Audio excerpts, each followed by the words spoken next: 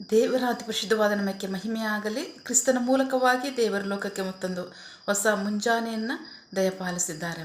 ಹಾಗಾಗಿ ನಾವು ದೇವರಿಗೆ ಕೃತಜ್ಞತ ಹೃದಯ ಉಳ್ಳವರಾಗಿರೋಣ.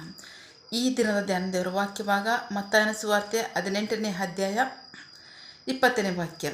ಏಕೆಂದರೆ ಇಬ್ಬರಾಗಲಿ ಮೂವರಾಗಲಿ ನನ್ನ ಹೆಸರಿನಲ್ಲಿ ಎಲ್ಲಿ ಸೇರಿ ಬರುತ್ತಾರೋ ಅವರ ಮಧ್ಯದಲ್ಲಿ ನಾನು ಇದ್ದೇನೆ ಎಂದನು. ದೇವರಿಗೆ ಸ್ತೋತ್ರ. Matthew chapter 18 word 20. For where 2 or 3 come together in my name, I am there with them. ದೇವರಿಗೆ ಸ್ತೋತ್ರ. ವಾಕ್ಯ ಭಾಗದಲ್ಲಿ ಮುಂಜಾನೆ ಸಮಯದಲ್ಲಿ ಸರ್ವಶಕ್ತನಂತ ದೇವರು ನಮ್ಮ ಸಂಘ ಮಾತನಾಡ್ತಾ ಇದ್ದಾರೆ. ವಾಕ್ಯ ಭಾಗವನ್ನು ಇಲ್ಲಿ ಯಾರು ಹೇಳ್ತಾ ಇದ್ದಾರೆ ಅಂತಂದರೆ ನಾವು ನೋಡ್ತಾ ಇದ್ದೀವಿ, ಯೇಸು ಕ್ರಿಸ್ತರು ಶಿಷ್ಯರ ಸಂಘ ಮಾತನಾಡ್ತಾ ಇದ್ದಾರೆ. ಅವರು ಹೇಳ್ತಾ ಇದ್ದಾರೆ ಏಕೆಂದರೆ. ದೇವರಿಗೆ ಸ್ತೋತ್ರ. ನೋಡೋಣ ಹಿಂದಿನ ವಾಕ್ಯ ನಮ್ಗೆ ಏನು ಹೇಳ್ತಿದೆ ಅಂತ.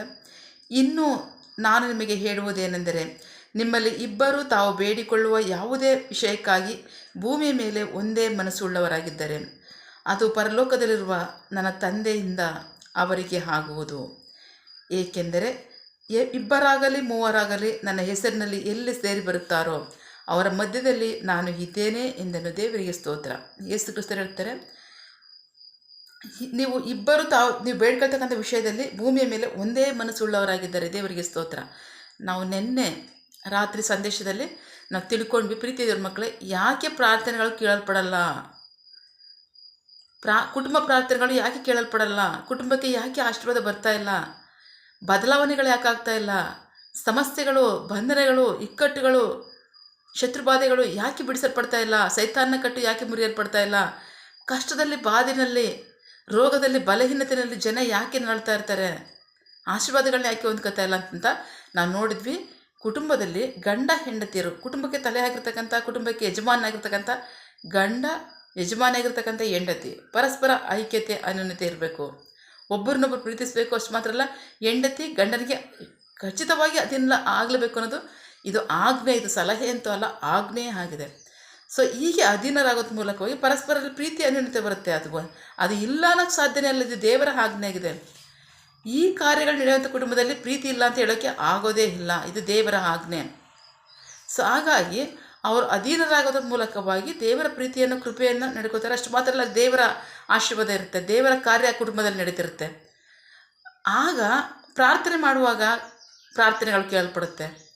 ಸೊ ಅದಕ್ಕೆ ಅಲ್ಲಿ ವಾಕ್ಯ ಹೇಳಿದ್ದು, ನೀವು ಈ ಅನ್ಯೋನ್ಯತೆ ಇಲ್ಲಾಂದರೆ ನಿಮ್ಮ ಪ್ರಾರ್ಥನೆಗಳು ಕೇಳಲ್ಪಡಲ್ಲ ಅಂತ. ಸೊ ಈಗ ನಾವು ನೋಡ್ತಾ ಇದ್ದೀವಿ ವಾಕ್ಯ ಭಾಗದಲ್ಲಿ ಮುಂಜಾನೆ ಸಮಯದಲ್ಲಿ ದೇವರು ನಿಮ್ಮ ಸಂಘ ಮಾತನಾಡ್ತಾ ಇದ್ದಾರೆ. ನೀವು ಭೂಮಿ ಮೇಲೆ ನೀವು ಬೇಡಿಕೊಳ್ಳುವ ಯಾವುದೇ ವಿಷಯದಲ್ಲಿ ಇಬ್ಬರು ತಾವು ಬೇಡಿಕೊಳ್ತಕ್ಕಂಥ ವಿಷಯದಲ್ಲಿ ಒಂದೇ ಮನಸ್ಸುಳ್ಳವರಾಗಿದ್ದಾರೆ. ಬಹಳ ಪ್ರಮುಖವಾಗಿ ನಾವು ಕುಟುಂಬನೇ ತಗೊಳ್ಳೋಣ, ಸಹೋದರರನ್ನು ತೆಗೆದುಕೊಳ್ಳೋಣ, ಸಹೋದರರನ್ನು ತೆಗೆದುಕೊಳ್ಳೋಣ. ನೀವು ಬೇಡ್ತಕ್ಕಂಥ ವಿಷಯದಲ್ಲಿ, ನಿಮ್ಮ ಕುಟುಂಬಕ್ಕೆ ಬೇಕಾಗಿರ್ತಕ್ಕಂಥ ಆಶೀರ್ವಾದದಲ್ಲಿ, ಮಕ್ಕಳಲ್ಲಿ ಬೇಕಾಗಿರ್ತಕ್ಕಂಥ ಆಶೀರ್ವಾದದಲ್ಲಿ ನೀವು ಪ್ರಾರ್ಥಿಸುವಾಗ ಒಂದೇ ಮನಸ್ಸುಳ್ಳವರಾಗಿದ್ದಾರೆ. ಅದು ಪರಲೋಕದಲ್ಲಿರ್ತಕ್ಕಂಥ ನನ್ನ ತಂದೆಯ ಮೂಲಕವಾಗಿ ಆಗುತ್ತೆ ಅಂತ ಯೇಸು ಕ್ರಿಸ್ತರು ಹೇಳ್ತಾರೆ. ಯಾಕೆ ಅಂದರೆ ಅಲ್ಲಿ ನಾನು ಇರ್ತೇನೆ. ನೀವು ಒಂದೇ ಮನಸ್ಸುಳ್ಳವರಾಗಿ ಪ್ರಾರ್ಥನೆ ಮಾಡುವ ಸ್ಥಳದಲ್ಲಿ ನಾನೇನು ಮಾಡ್ತೀನಿ ಅಂದರೆ ನಾನು ಇರ್ತೇನೆ. ನನ್ನಲ್ಲಿ ನನ್ನ ಪ್ರಾರ್ಥನೆಗಳನ್ನ ನಾನು ಕೇಳೋದ್ರಿಂದ ಅದು ನನ್ನ ತಂದೆಯಿಂದ ಆಗೋಗುತ್ತೆ. ದೇವರಿಗೆ ಸ್ತೋತ್ರ. ವಾಕ್ಯ ಭಾಗ ನೋಡ್ತಾ ಇದ್ವಿ, ಯಾವನಾದರೂ ನನ್ನ ಪ್ರೀತಿಸುವುದಾದರೆ ನನ್ನ ಆಜ್ಞೆಗಳನ್ನ ಕೈಗೊಂಡು ನಡೀತಾನೆ, ನನ್ನ ತಂದೆಯೂ ಅವನನ್ನು ಪ್ರೀತಿಸ್ತಾನೆ, ನಾವಿಬ್ಬರು ಬಂದು ಅಲ್ಲಿ ನಿವಾಸ ಮಾಡ್ತೀವಿ, ಅವನಲ್ಲಿ ನಿವಾಸ ಮಾಡ್ತೀವಿ, ಅವನ ಜೊತೆಗೆ ನಿವಾಸ ಮಾಡ್ತೀವಿ, ಅವನ ಕುಟುಂಬದಲ್ಲಿ ನಿವಾಸ ಮಾಡ್ತೀವಿ ಅಂತ ಹೇಳ್ತಾರೆ. ಹಾಗಾಗಿ ಪ್ರೀತಿ ದೇವ್ರ ಮಕ್ಕಳೇ, ಪ್ರಾರ್ಥನೆ ಮಾಡ್ತಕ್ಕಂಥದ್ದು, ಕುಟುಂಬ ಪ್ರಾರ್ಥನೆ ಮಾಡುವಾಗ ಒಗ್ಗಟ್ಟಾಗಿ ಪ್ರಾರ್ಥನೆ ಮಾಡಿರಿ. ಒಂದೇ ಬೇಕಾಗಿರ್ತಕ್ಕಂಥ ವಿಷಯದಲ್ಲಿ ಒಂದೇ ಮನಸ್ಸುಳ್ಳವರಾಗಿ ಪ್ರಾರ್ಥನೆ ಮಾಡಿರಿ. ತಕ್ಷಣವೇ ಪ್ರಾರ್ಥನೆಗೆ ಉತ್ತರ ಬರುತ್ತೆ. ಯಾಕೆಂದರೆ ದೇವರು ಅಲ್ಲಿರ್ತಾರೆ. ಸೊ ಹಾಗಾಗಿ ವಾಕ್ಯ ಭಾಗ ಹೇಳೋ ಪ್ರಕಾರವಾಗಿ ಯೇಸು ಕ್ರಿಸ್ತರು ಹೇಳ್ತಾರೆ, ನಾನು ಅವರ ಮಧ್ಯದಲ್ಲಿ ಇದ್ದೇನೆ, ಆ ಕಾರ್ಯಗಳು ನಿಮ್ಗೆ ಆಗುತ್ತೆ ಅಂತ ಹೇಳ್ತಾರೆ. ಸೊ ಹಾಗಾಗಿ ಪ್ರಾರ್ಥನೆ ಅಂತ ಬಂದಾಗ ಕುಟುಂಬವಾಗಿ, ಸಹೋದರರಾಗಿ, ಒಗ್ಗಟ್ಟಾಗಿ ಒಂದೇ ವಿಷಯಕ್ಕೆ ಒಂದೇ ಮನಸ್ಸೊಳಗೆ ಪ್ರಾರ್ಥನೆ ಮಾಡಿರಿ. ದೇವರ ಆಶೀರ್ವಾದವನ್ನು, ರಕ್ಷಣೆಯನ್ನು ಹೊಂದ್ಕೊಳ್ಳಿ. ದೇವರಿಗೆ ಮಹಿಮೆ ಆಗಲಿ, ನಿಮಗೆ ರಕ್ಷಣೆ ಆಶೀರ್ವಾದ ಉಂಟಾಗಲಿ. ಪ್ರಾರ್ಥಿಸಿಕೊಳ್ಳೋಣ. ಸಕಲ ಸೃಷ್ಟಿಕರ್ತನೆ, ಸರ್ವಾಧಿಕಾರಿಯೇ, ಸಾರ್ವಭೌಮನೆ, ಉನ್ನತನೇ, ಮಹೋನ್ನತನೇ, ಮಹಾಪರಿಶುದ್ಧನೇ, ಪ್ರೀತಿ ಸ್ವರೂಪನೇ, ನೀತಿವಂತನೇ, ಅಧಿಪತಿ, ಸೇನಾಧೀಶ್ವರನೇ, ಇರುವಾತನೇ, ಸರ್ವವ್ಯಾಪಿ. ಸಪ ಈ ದಿನ ವಾಕ್ಯಗಳ ಮೂಲಕವಾಗಿ ನಮ್ಮ ಸಂಘ ಮಾತಾಡಿದಂತಹ ನಿಮ್ಮ ಪ್ರೀತಿಗಾಗಿ, ನಂಬಿಗಸ್ತಿಗಾಗಿ ನಿಮಗೆ ಸ್ತೋತ್ರ. ಮುಂಜಾನೆ ಸಮಯದಲ್ಲಿ ನಮ್ಮ ಸಂಘ ಮಾತನಾಡ್ತಾ ಇದ್ದೀರಾ. ನೀವು ಇಬ್ಬರಾಗಲಿ ಮೂವರಾಗಲಿ ನನ್ನ ನಾಮದಲ್ಲಿ ಕೂಡಿ ಬರೋ ಸ್ಥಳದಲ್ಲಿ ನಾನಿದ್ದೇನೆ ಅಂತ ಹೇಳ್ತಿದ್ದೀರಾ. ಅದಕ್ಕಾಗಿ ಸ್ತೋತ್ರ. ಪ್ರಾರ್ಥಿಸುವ ಸಮಯದಲ್ಲಿ ಒಂದೇ ಮನಸ್ಸುಳ್ಳವರಾಗಿ ನೀವು ಪ್ರಾರ್ಥನೆ ಮಾಡಿರಿ, ಖಚಿತವಾಗಿ ಅದು ನಿಮಗೆ ಆಗುತ್ತೆ. ಯಾಕೆಂದರೆ ನಾನು ಆ ಸ್ಥಳದಲ್ಲಿ ಇದ್ದೇನೆ, ನಿಮ್ಮ ಮಧ್ಯದಲ್ಲಿ ನಾನು ಇರ್ತೇನೆ, ಆ ಕಾರ್ಯವನ್ನು ನಾನು ಮಾಡ್ತೇನೆ ಅಂತ ಹೇಳ್ತೀರಾ. ನಂಬಿಗಸ್ತರ ದೇವರೇ ನಿಮಗೆ ಸ್ತೋತ್ರ.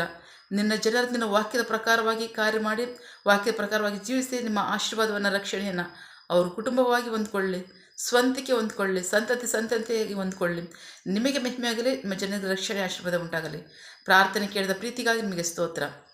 ನಿನ್ನ ಜನರು ಕೈಟ್ ಮಾಡ್ತಕ್ಕಂಥ ಕೆಲಸವನ್ನು ಆಶೀರ್ವದಿಸು, ಅವರ ಅಗತ್ಯಗಳನ್ನ ಪೂರೈಸು, ಕೊರತೆಗಳನ್ನ ನೀಗಿಸು. ಆಮೇನ್. ಯಾವ ಕಾರ್ಯದಲ್ಲಿ ಅವರು ನಿರೀಕ್ಷೆ ಉಳ್ಳವರಾಗಿದ್ದಾರೆ ಆ ಕಾರ್ಯದಲ್ಲಿ ತಕ್ಕ ಸಮಯದಲ್ಲಿ ನಿಮ್ಮ ಚಿತ್ತಾನುಸಾರಗಳನ್ನು ಹೊಂದ್ಕೊಳ್ಳಿ. ಆಮೇನ್. ನೀವು ಹಾಗೆ ಮಾಡೋ ಪ್ರೀತಿಗಾಗಿ, ನಂಬಿಗಸ್ತಿಕೆಗೆ ನಿಮಗೆ ಸ್ತೋತ್ರ. ನಮ್ಮ ಪ್ರಾರ್ಥನೆಯನ್ನು ಕೇಳಿತೀರಾ, ಅದರಂತೆ ನಡೆಸ್ತೀರ, ಅದಕ್ಕಾಗಿ ಸ್ತೋತ್ರ.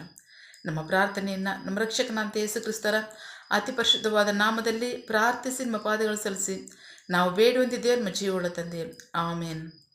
God bless you all. ದೇವರ ತಾನೇ ಇದರ ವಾಕ್ಯಗಳ ಮೂಲಕವಾಗಿ ನಮ್ಮ ಸಂಘ ಮಾತನಾಡಿದ್ದಾರೆ, ನಮ್ಮನ್ನು ಆಶೀರ್ವದಿಸಿದ್ದಾರೆ. ಆಮೇನ್. All the best.